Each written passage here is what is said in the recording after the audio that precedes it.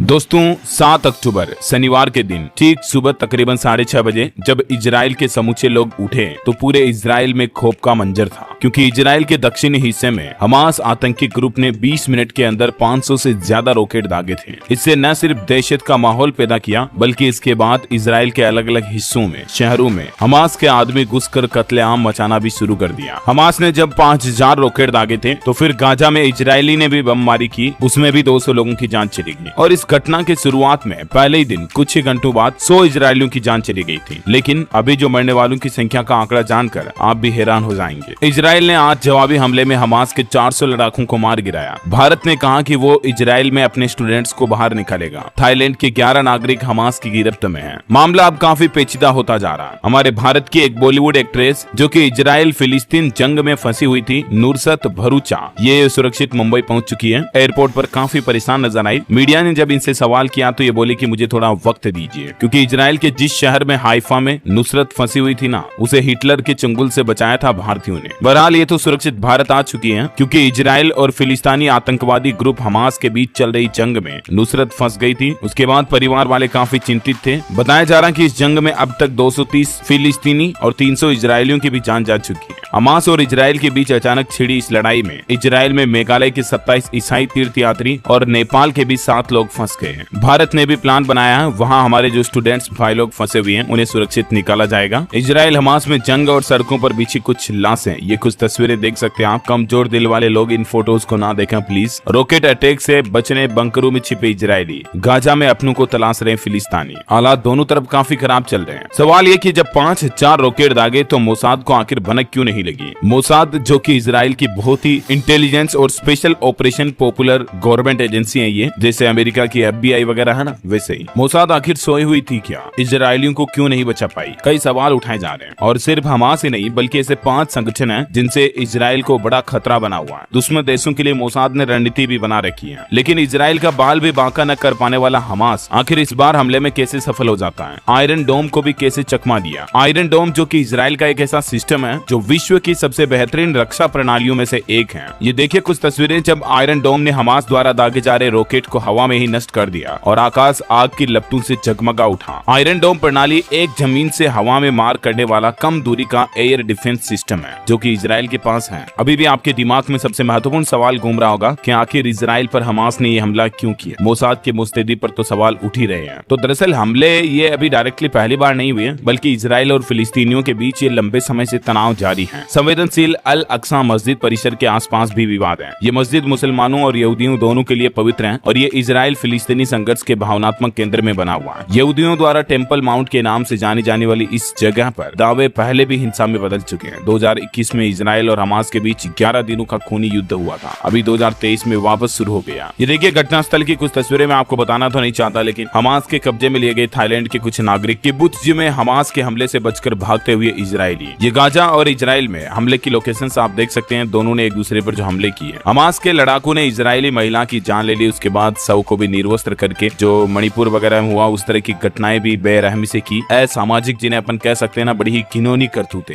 Hamas के लड़ाकू कई इजरायली महिलाओं के साथ बहुत ही अभद्रता कर रहे हैं। हमास के लड़ाकू ने पैराग्लाइडर पर सवार होकर कई शहरों में गोलियां बरसाई। हमास ने इसका एक वीडियो भी जारी किया। ये लोग बाग रोते भी लगते रॉकेट हमलों के बाद बाहर आए। और ये तस्वीर जो रॉयटर्स के मुताबिक इजराइल की जवाबी कार्रवाई में गाजा पट्टी पर कई इमारतें तबाह हो गई। आप क्या कहना चाहेंगे दोस्तों इस बारे में। दुनिया में अगर अमन चैन शांति चाहिए तो क्या करना चाहिए, आपकी राय कमेंट करके बताइए। जय हिंद, जय भारत, वंदे मातरम।